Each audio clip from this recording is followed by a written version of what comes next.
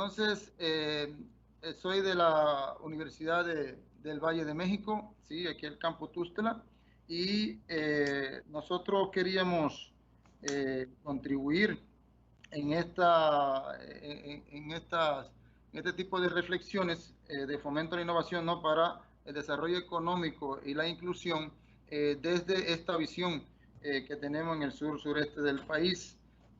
Ante todo le agradezco, ¿no? A todos que lo de la mesa y a todos los que están participando. Rebeca, gracias.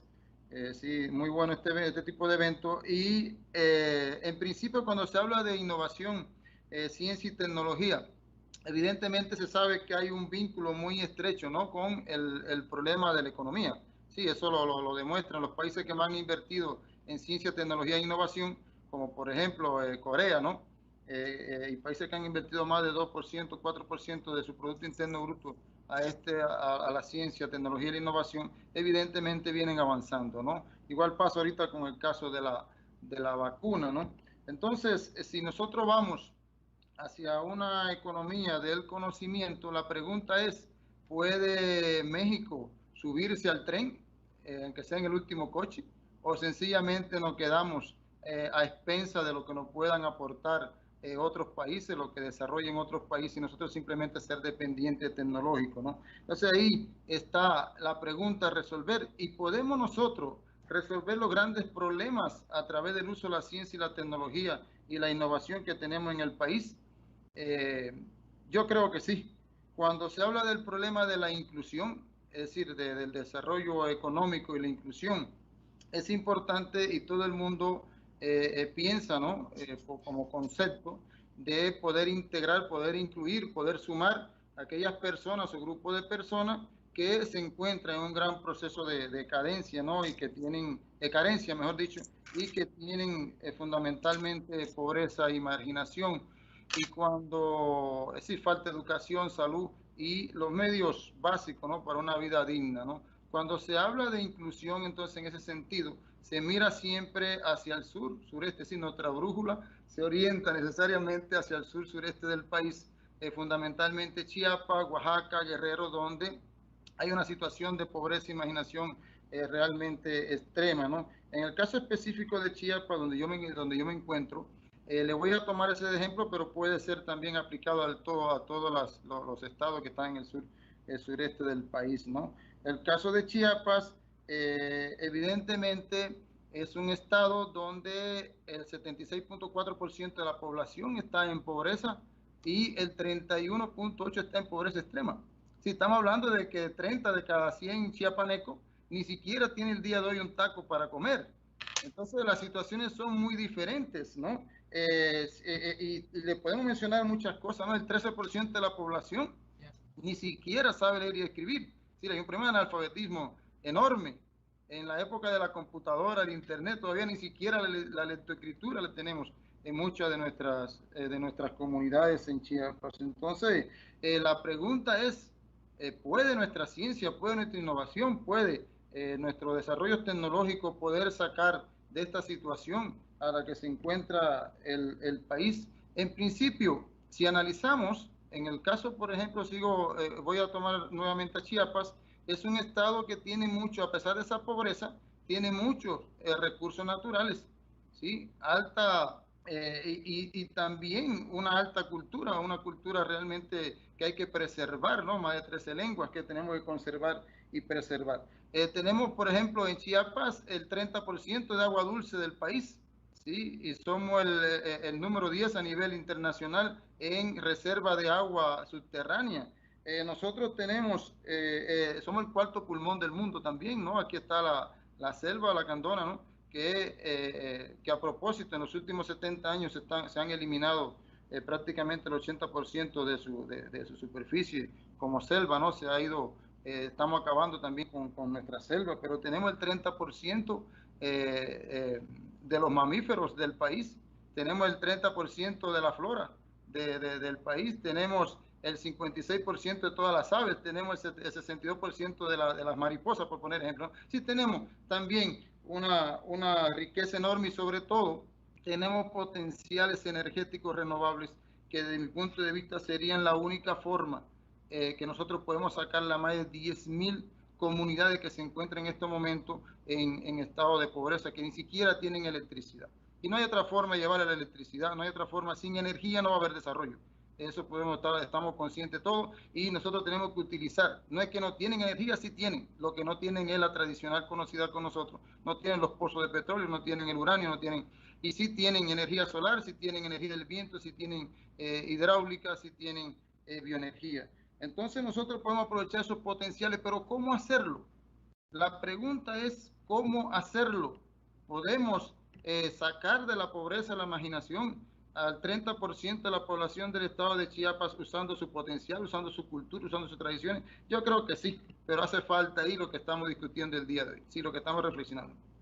Hace falta realmente la innovación, hace falta la ciencia, hace falta la tecnología, ¿sí? No necesariamente, yo no digo que no hacen falta, pero esos programas asistencialistas, es decir, yo voy, te ofrezco esto, te ofrezco. ¿Cuántos programas asistencialistas han pasado por gobiernos y gobiernos y al final alivian un problema, pero no resuelven el problema? La solución de esto necesariamente, y eso tiene que considerarlo muy claro, la nueva ley de ciencia y tecnología está en poder invertir, en poder contribuir con la innovación, con el desarrollo de la ciencia y la tecnología. Para todos los que estamos presentes y los que nos escuchan, está claro que si queremos impulsar la ciencia, la tecnología, la innovación, es necesario 3 cosas importantes. Primero, trabajar sobre la formación de recursos humanos de alto nivel. Eso está claro. Y aquí hay dificultades serias con el problema de nuestros posgrados, con el problema de integrar a nuestros posgrados en la formación de recursos, pero no solamente formar recursos de alto nivel, sino también desarrollar las capacidades de conocimiento, de habilidades también en nuestras comunidades para que ellas puedan seguir en el tiempo, sean sustentables en el tiempo. Entonces tenemos que formar los técnicos, tenemos que formar los especialistas también en nuestras comunidades, que bastante capacidades tienen para poder aprender de forma muy rápida, aunque no lo creamos. En esa formación de recursos humanos en general. También la inversión de recursos, ¿no? En general el país, sí, sabemos que tenemos una inversión, hablábamos hace un ratito y los otros ponentes, ¿no? De la inversión muy baja que tiene el país y que necesita aumentar por lo menos más del 1% de la inversión, de su Producto Interno Bruto en la ciencia y las tecnologías. Entonces, necesariamente hay que trabajar en eso, pero esta inversión no puede ser igual para todo el país. Nosotros tenemos que en esta zona poder invertir más en el sentido de la ciencia y la tecnología que en otros, ¿no? Y en ese sentido sí, va mi reflexión, porque sé que el tiempo también nos está acortando, en el desarrollo de infraestructura, que es el otro elemento importante, además de la inversión y la formación de recursos humanos, de infraestructura y capacidades científicas. Nosotros no solamente podemos enfocarnos y tenemos que enfocarnos al problema de las ciencias básicas y aplicar así los grandes, no sé, laboratorios científicos donde están los rayos X, los CEN, los TEN, la luminiscencia, estudiar todos esos fenómenos, sino también desarrollar los talleres, ¿sí? Que nos permitan, talleres mecánicos, eléctricos, de manufactura, ¿sí? De diseños que nos permitan desarrollar nuestros equipos para aplicarlo de forma rápida, de forma inmediata a la solución de los problemas que tenemos en nuestras comunidades, ¿no? No es lo mismo, por ejemplo, un torno normal que una CNC, o que simplemente una impresora 3D. Si todo esto permitiría que incluso una cortadora láser, toda esta inversión en el desarrollo tecnológico y en el desarrollo de equipos que nos permitan a nosotros integrarnos y poder aprovechar los grandes recursos naturales que tiene el Estado y que tiene el sur-sureste del país, que yo creo que sería un elemento importante para, además de la formación de recursos humanos que permitan utilizarlo, sería ese uno de los elementos. Entonces, yo, de todas las cuestiones que se han analizado, compartimos todo lo que se ha dicho, pero quisiera hacer hincapié en la necesidad, en la urgente necesidad de que la ley de ciencia y tecnología sí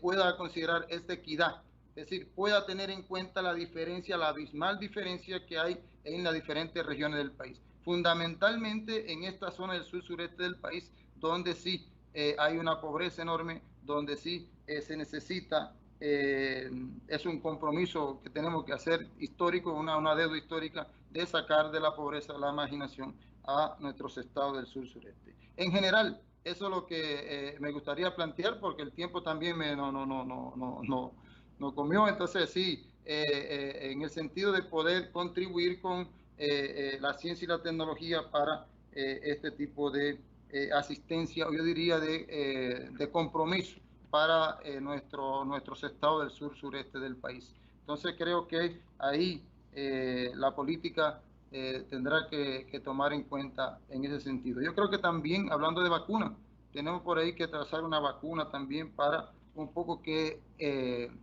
cambiar un poco la conciencia, ¿no? La gente tenga idea y percepción de lo que está pasando en esta zona del país, ¿sí? Donde haya que llamar la atención sobre la zona del país. Ahorita, por ejemplo, las universidades privadas, que también, hablando de inclusión, tienen que incluirla. Saben lo que está pasando con el SNI, donde ya las universidades privadas, yo pertenezco a una universidad privada, y el año que viene ya no tenemos apoyo para poder también contribuir. Es un poco de discriminación. Y por último, que quiero también, podríamos alargar este tema, pero en realidad también es importante que se pueda considerar de que también podemos contribuir. Por ejemplo, en estos momentos, yo soy de la Universidad del Valle de México, estamos haciendo un proyecto enorme que se llama Red de Comunidades Sostenibles de Chiapas. Estamos participando varias universidades, sí, donde se está atendiendo la parte de salud, la parte de la educación, la parte de medio ambiente, la parte de energía y sobre todo las cuestiones productivas en aras de que poder llevar allí, a través de utilizar sus recursos naturales que tienen disponibles, eliminar el estar estirando la mano para que simplemente le lleven allí una asistencia social. Queremos que ellos también puedan producir y que también podemos contribuir en nuestro desarrollo. Eso era todo, le doy las gracias, ¿sí? De forma rapidita y general de lo que quería yo plantear en esta reflexión. Gracias. Doctor Moreira, le agradecemos mucho. Solamente un punto que me parece muy importante que se ha estado discutiendo aquí. Efectivamente, el sur del país ha estado abandonado, eso lo sabemos todos. Pero creo que hay una de las cosas que usted puntualiza y que de alguna manera se ha discutido aquí, es que, digamos, la investigación, el desarrollo y la innovación tienen que ser acordes con la demanda, digamos, las diferentes demandas a nivel regional y teniendo en cuenta, digamos, esta equidad, no discriminación y demás, pero también que yo creo que es algo que en algunos estados ya se empezó a hacer, en el sur tal vez no, que es de acuerdo a las vocaciones que tienen las regiones. Entonces yo creo que esos son elementos muy importantes donde varía mucho el tipo de innovación, el tipo de empresas que se necesita, el tipo de recursos humanos que hay que capacitar, etcétera. Entonces me parece un punto muy importante que agrega, digamos, a la discusión que estamos teniendo. Tenemos un poco de tiempo todavía.